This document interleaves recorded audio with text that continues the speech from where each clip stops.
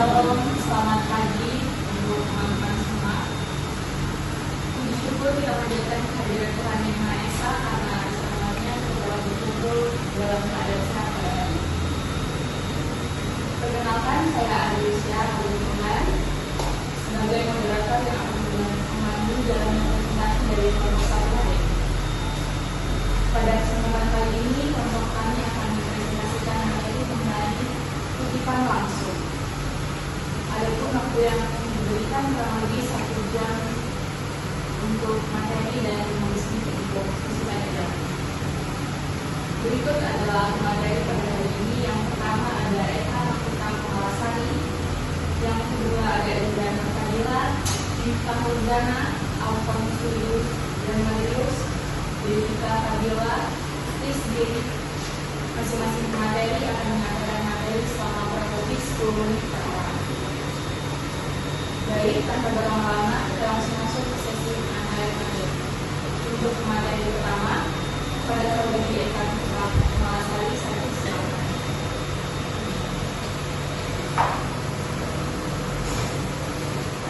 Baik, terima kasih atas kesempatan yang diberikan kepada saya. Baik, saya akan memaparkan apa itu kutipan langsung. Dalam kutipan langsung kita tahu mungkin apa sih cara bagaimana sih kita itu dapat mengutip. Bagaimana cara kita mengutip itu penting. Oke, langsung saja. Karya ilmiah yang kualitas itu tidak hanya dinilai dari banyaknya sumber yang kita baca, akan tetapi juga bagaimana sumber-sumber itu disintesis. Apabila kita terlalu banyak juga kutipan langsung, membuat tulisan itu menjadi tambal suap atau dapat kita dengan memperbaiki atau banyak juga. Dan pengembangan karakter penulisan. Kutipan tidak langsung adalah jembatan yang menunjukkan kedalaman pemahaman seorang peneliti terhadap literatur yang dibacanya. Maksudnya itu literatur ini adalah sumber bacaan, mulai dari buku, karya ilmiah atau berita. Selanjutnya, apa itu kutipan langsung? Kutipan langsung adalah proses menyalin teks atau pernyataan dari sumber asli kata per kata, tanda baca dan tanda baca, tanpa melakukan modifikasi linguistik. Sifatnya gramatikal, menjaga originalitas argumen dan pemilihan gaya bahasa, asli milik penulis sumber.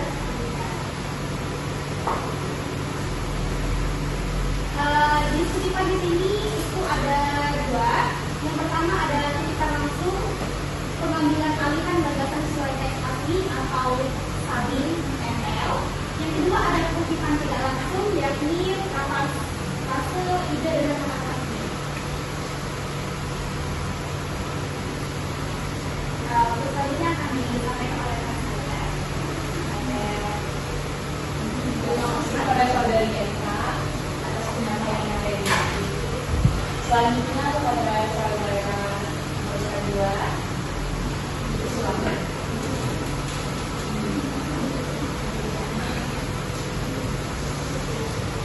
Ya, baik. Di sini saya akan menunjukkan materi kutipan, yaitu dari kutipan langsung. Yang pertama itu kutipan kurang dari 40 kata, dan yang kedua kutipan 40 kata atau lebih, dan yang ketiga kutipan dengan pengulangan sebagian. Kutipan langsung biasanya digunakan dalam tanda kutip dan di fungsi sumber jelas, yaitu nama, penulis, judul, karya, tahun, dan nomor halaman. Lalu selanjutnya pencantuman sumber, yaitu walaupun teks di copy, kutipan langsung tidak dianggap plagiasi jika disertakan identitas penulis atau refleksi yang lengkap. Pencantuman sumber mencegah pelanggaran hak cipta dan menghormati kekayaan sini ada 3 fungsi kutipan. Yang pertama penunjang fakta, yang kedua mengutamakan argumentasi, dan yang ketiga menambah penjelasan. Yang pertama ya, fungsi tambahan. Di sini ada 7 fungsi tambahan, yaitu menetralisir plagiarisme, dan yang kedua membantu pemahaman mereka. Lalu yang ketiga meningkatkan estetika penulisan, dan yang keempat mencegah pengulangan data pustaka, menunjukkan kualitas ilmiah, dan yang keenam meningkatkan perbedaan sumber, dan yang ketujuh menggunakan penilaian sumber penilaian.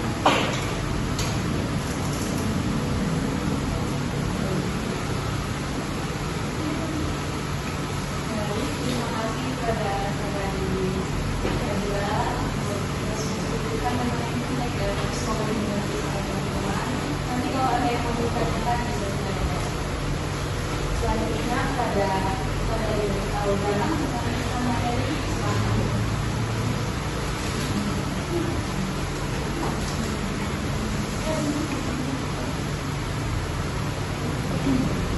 Selanjutnya membahas basic penulisan kutipan, dimana siapa dari identitas sumber, kapan itu waktu tulis atau penerbitan, apa adalah jenis tulisan, buku, jurnal, dokumen yang lain, di mana ada lokasi publis, edisi, nomenklatur, edisi, kata tulisan, konsep adalah sumber yang terkait. Selanjutnya basic etis di pelajaran selalu temukan sumber lengkap, tuliskan kutipan. Jangan memanipulasi isi kutipan sehingga makan bicara. Hindari penggunaan kutipan maksud berlebihan agar suara tulisan original. Mengikuti prinsip ini menjaga integritas akademik dan rasa hormat terhadap karya ilmiah orang lain. Ciri-ciri kutipan maksud itu adalah diambil bersama, menggunakan tanda petik, mencakup seluruh kutipan, tidak mengubah bicara sesuai kata atau pada baca tulis terpisah dari bahan utama.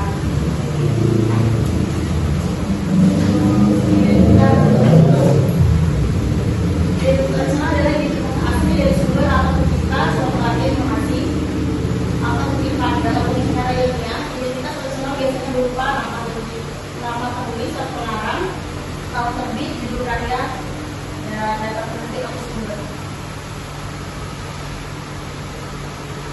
Terima kasih kepada dari Audana untuk mengakhirinya tentang penerbit sumber.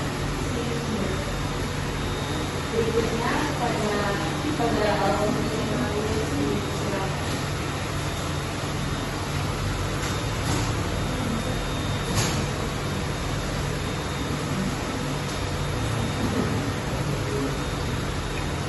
Oke, di sini saya akan melanjutkan materi tentang tanda kutip dari sumber. Tanda kutip digunakan untuk menandai kutipan langsung dari sumber. Fungsinya adalah untuk memudahkan kata-kata tulis asli dari sumbernya sendiri, sehingga ketika keteraturan dan jelas. Referensi sumber penting agar pembaca dapat mengikuti asal informasi dan ketika informasi lengkap seperti nama penulis, tahun, judul, solusi atau nomor, untuk jurnal serta tautan jika tersedia. Kemudian ini salah satu ciri kutipan makhluk, yaitu tidak jumlah. Kutipan langsung tidak boleh disederhanakan atau dibuat sedikitpun untuk menjaga integritas penting yang ditutup. Kemudian ada misalnya teks. Kutipan langsung ditetapkan dalam paragraf tersendiri untuk menambahkan sebuah kutipan berbeda dari paragraf penulis. Kemudian ada penguat argumentasi. Kutipan langsung berfungsi sebagai penyampaian arti dari sumber, penulis, ahli atau tokoh. Yang dikutip apa adanya untuk mendukung, memperkuat atau membuktikan pendapat yang disampaikan dalam sebuah tulisan.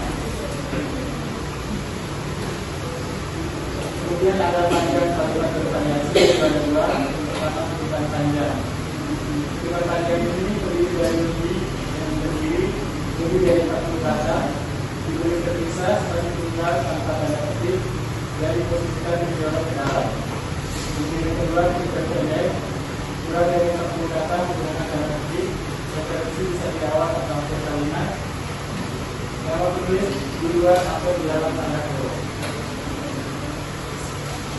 kasih kepada saudara Alfonso yang tentunya tadi dilanjutkan oleh saudari kita Yohan.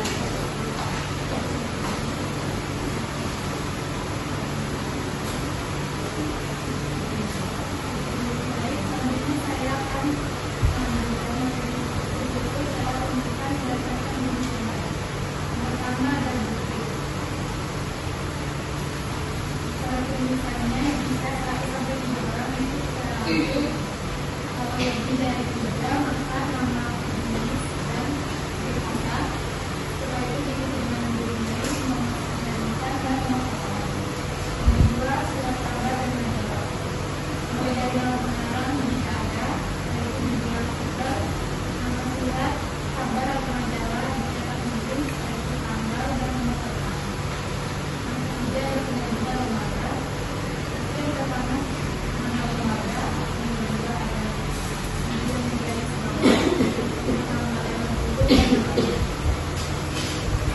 Yang keempat ada nama, itu nama pengarang, judul artikel yang dicetak minimal, jumlah miring, itu volume, nomor, halaman, dan hari. Yang kelima dan keempat, apakah nama itu sendiri, judul artikel yang digunakan, yang kebenaran yang sudah dimaksud, yaitu kota, penyakit, waktu, dan nomor halaman.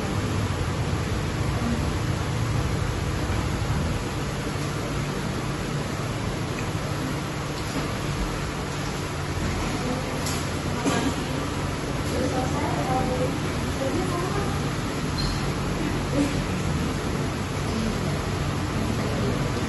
Tanpa menggunakan kutipan langsung. Kutipan menjelaskan kualitas ilmiah dan ilmu dijelaskan. Penggunaan pikiran sumber, pemilihan mendalam fakta, menginginkan pengalaman, menunda naskah, serta menunda peninjauan dan penyelidikan.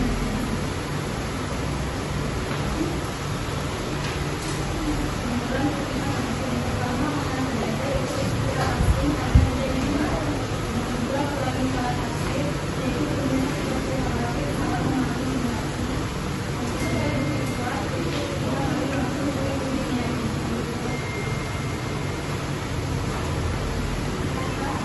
Baik, terima kasih untuk saudari kita semua. Terakhir ada saudari Kristi yang saya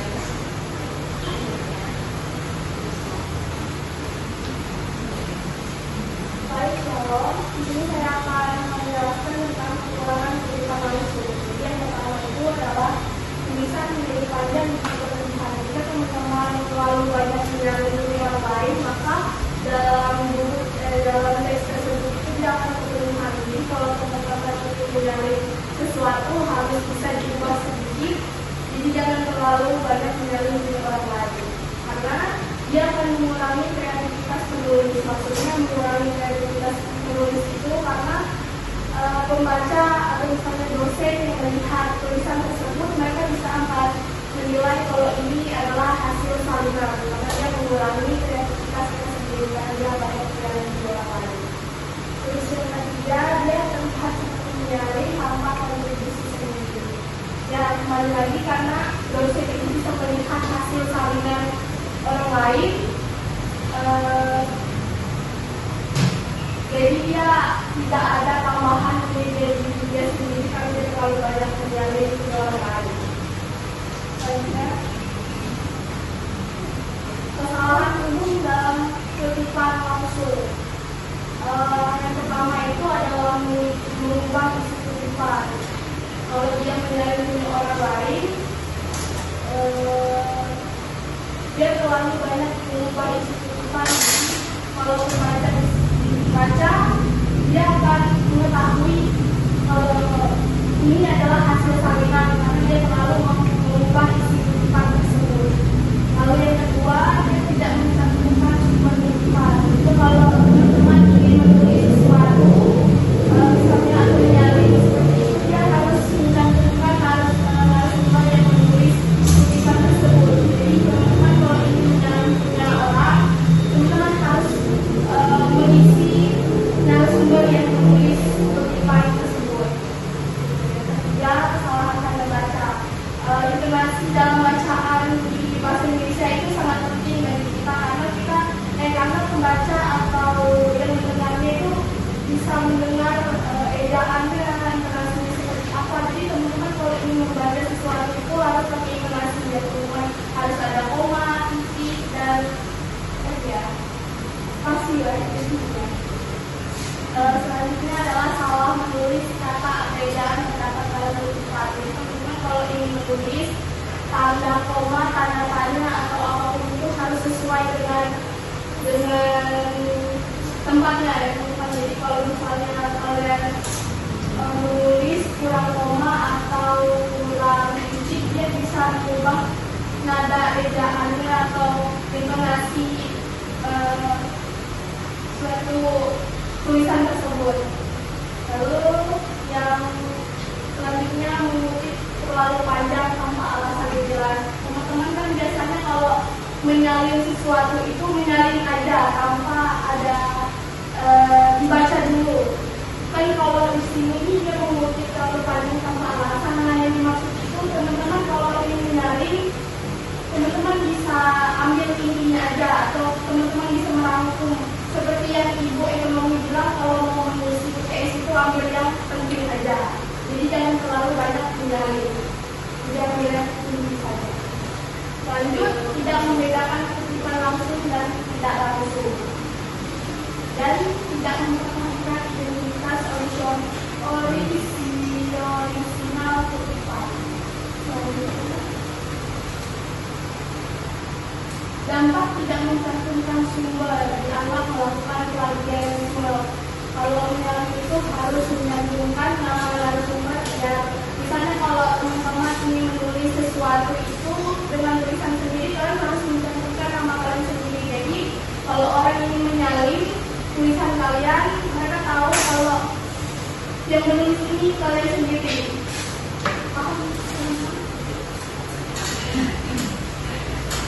Dan yang kedua ini menurunkan kredibilitas penulis.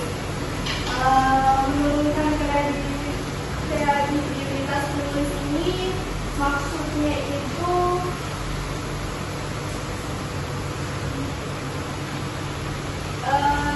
sang penulis ini nanti tidak ada dalam bacaan dalam buku tersebut. Lanjut, yang ketiga adalah melanggar etika akademik. Yang keempat, dapat memperoleh sanksi akademik. Maksudnya kalau kalian menyalin dari orang lain, itu kalian akan mendapat sanksi akademik dari si penulis tersebut. Yang kelima adalah menyulitkan pembaca mencari sumber. Maksudnya kalau pembaca ini membaca kutipan atau buku dongeng seperti itu kan harus ada narasumbernya. Maksudnya pembaca bisa melihat siapa yang menulis buku tersebut. Jadi kalau menulis sesuatu itu harus mencantumkan narasumbernya. Jadi kesimpulannya adalah penggunaan kutipan langsung sangat penting dalam karya ilmiah maupun non-ilmiah karena dapat memperkuat argumen, memberikan bukti yang akurat, serta menunjukkan bahwa penulis telah menggunakan sumber yang dapat dipercaya. Dalam penulisannya, kita langsung harus disertai identitas sumber yang lengkap seperti nama, nama penulis, tahun terbit, dan halaman agar pembaca dapat menelusuri sumber asli informasi tersebut. Baik, sekian saja. Terima kasih kepada Baik teman-teman, setelah sampai di akhir materi ini,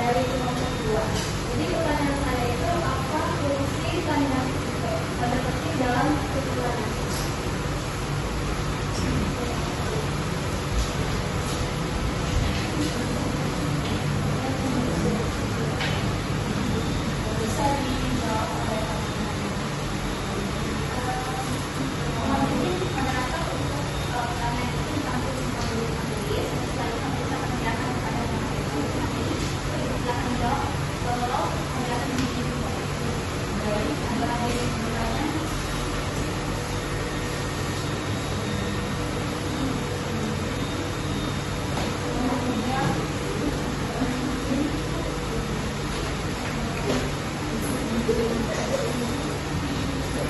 bisa diskusikan dulu dengan ada hal yang ingin ditanyakan.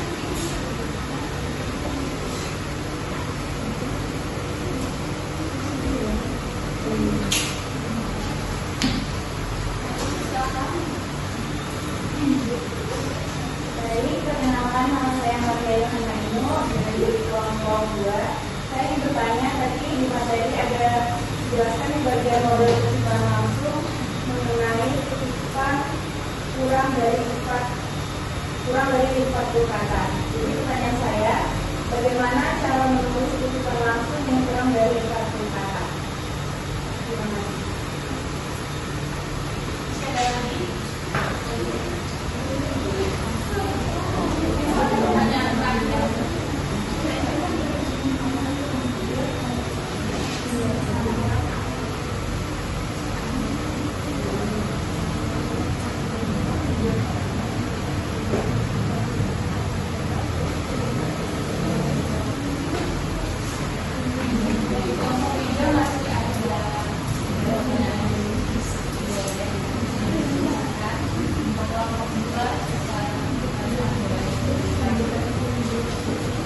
Perkenalkan nama saya Resmi Nurhayati dan saya dari kelompok 2. Saya ingin bertanya, kapan sebuah kutipan langsung harus ditulis menjawab ke dalam, menjadi blok sendiri dan terpisah dari paragraf utama? Ya, terima kasih. Sudah cukup ya pertanyaannya. Silakan untuk kelompok 3 memberikan pertanyaan.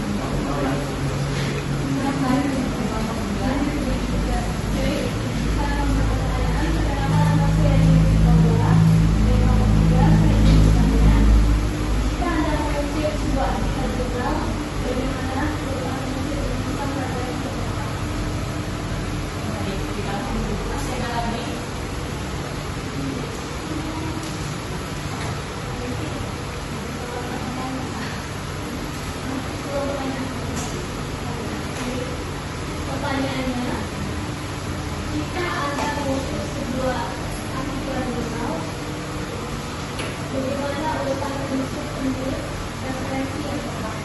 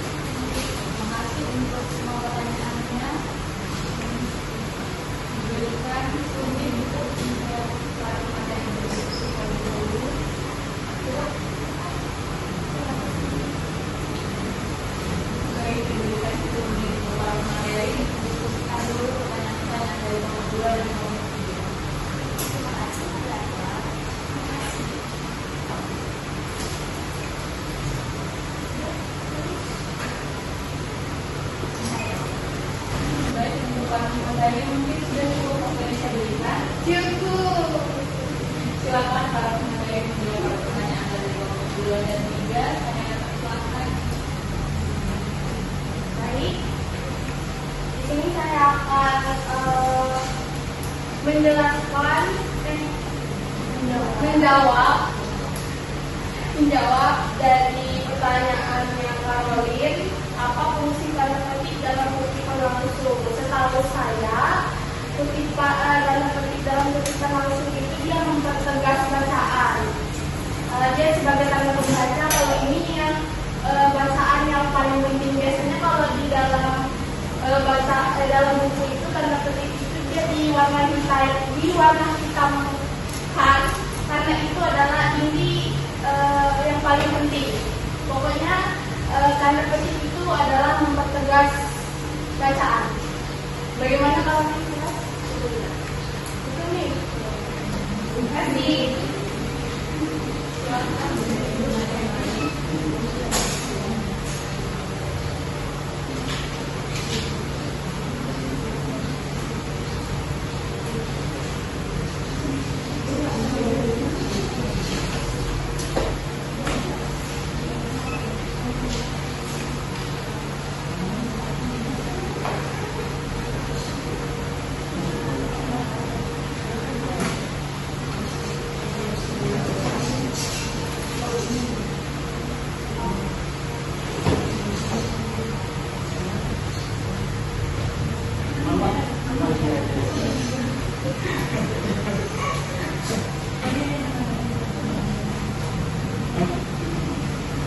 Ya, saya akan menjawab saya dari majalah Yohana, yaitu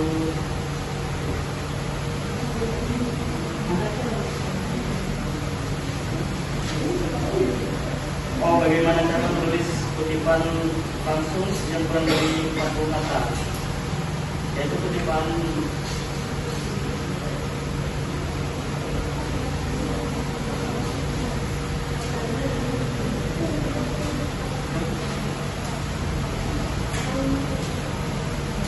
jadi kutipan diintegrasikan langsung ke dalam paragraf. Nah, jadi ada 3, yaitu nama, terus tahun dan halaman. Jadi harus ada 3 gitu.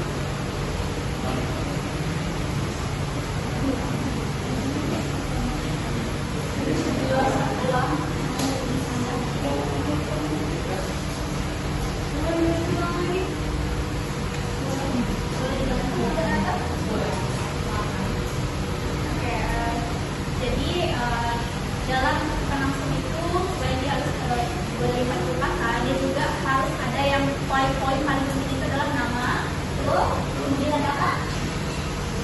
Ada tahunnya wajib, kemudian ada halamannya.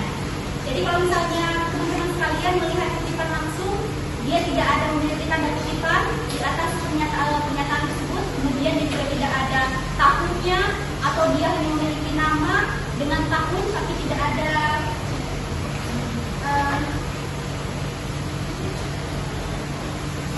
halamannya, itu bukan kutipan langsung ya teman-teman. Atau misalnya dia punya halaman saja beserta nama tapi tidak ada tahunnya, itu tidak bisa kita katakan sebagai kutipan langsung. Terlebih lagi apabila dia tidak ada tanda petik di atas suatu pertanyaan yaitu pernyataan tersebut. Sudah jelas? Pertanyaan saya itu bagaimana cara menulis kutipan langsung yang kurang dari 40 kata? Anda minta contohnya ya? Atau Caranya bagaimana? Ada yang 40 kata, ada yang 40 kata yang kurang. Nah, saya itu misalnya cara menulis kutipan langsung yang kurang dari 40 kata. Ini sama dengan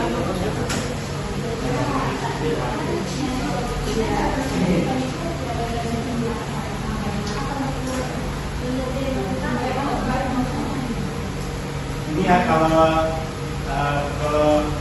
menggunakan 40 kata kan cara penulisannya. Kalau tadi kan ada 2, kutipan pendek dan kutipan panjang. Kalau kutipan panjang itu lebih dari 40 kata.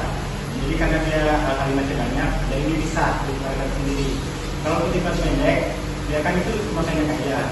Jadi cara penulisan itu digabung semuanya, sama halaman, nama, ininya juga digabung. Tapi dia kita dikasih tanda petik, tanda petik itu. dan ini pakai huruf juga.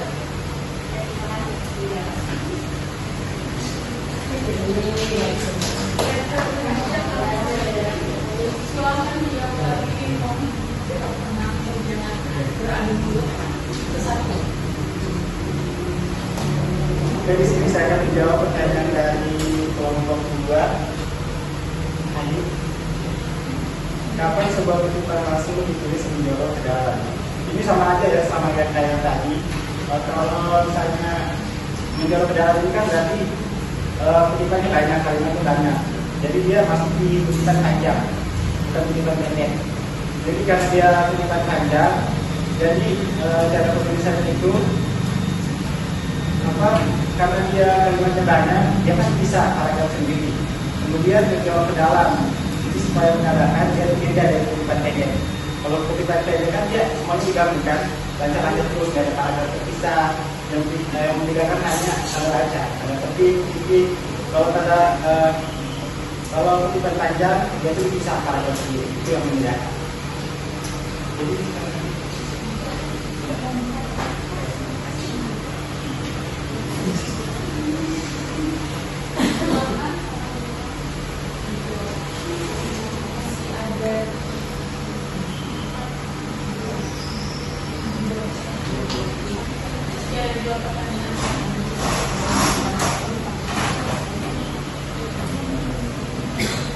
Baik, saya akan menjawab pertanyaan kelompok 3, yaitu jika ada mengutip sebuah artikel jurnal, bagaimana memproduksi penulisan referensi yang tepat.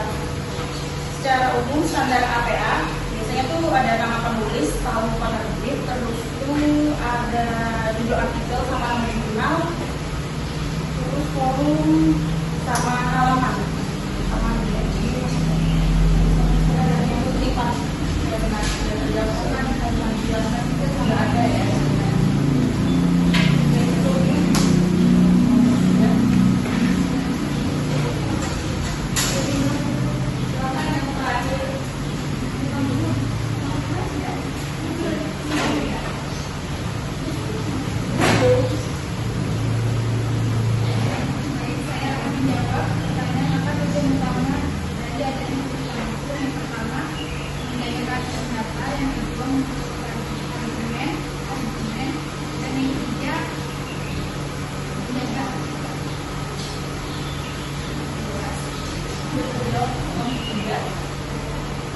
Baik, terima kasih banyak untuk para dari masih ada. Mohon maaf, silakan dijawab.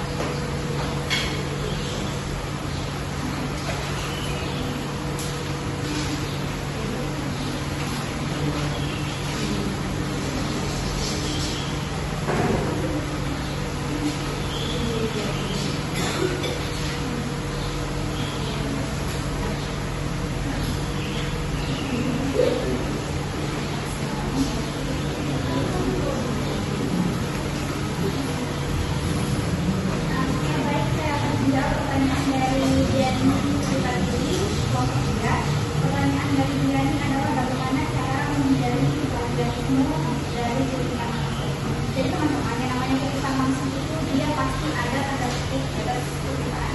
Kemudian apabila teman-teman ingin melihat plagiarisme atau tidaknya, diperhatikan kembali apakah tulisannya itu lengkap, tulisannya lengkap membuat tahun, nama beserta halaman, kemudian pemilihannya itu apakah sesuai. Jadi teman-teman, jika kalian membedakan kutipan itu plagiarisme atau tidak, dapat diperhatikan dari item tersebut. Kemudian juga apakah dari awal kutipan itu sampai akhirnya diberikan namanya tanda petik di atas kutipan tersebut. Apabila salah satu dari item tadi tidak ada, berarti dapat dipastikan dari segi penulisan kutipan tersebut dia dilakukan plagiarisme tapi tidak sempurna. Sekian yang saya katakan.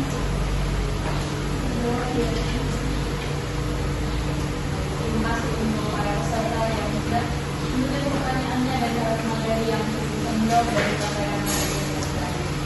Baik, saya persilakan untuk menulis sambil menyimpulkan presentasi kita hari ini. Silakan. Baik, di sini saya akan menyimpulkan mengenai kutipan langsung, yaitu penggunaan dari koordinat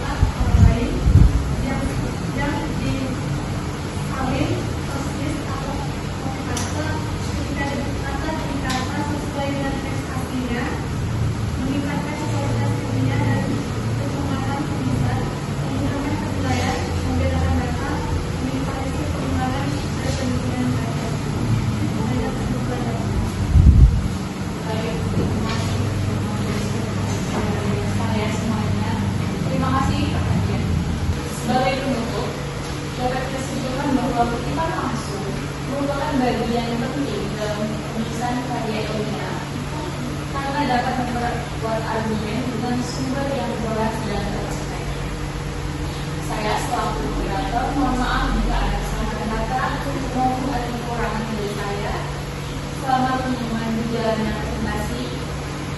Terima kasih atas perhatian teman semua dan Pak Kumariadi yang sudah bersedia menyampaikan materi. Terima kasih untuk semuanya. Wassalamualaikum warahmatullahi wabarakatuh. Shalom, selamat pagi.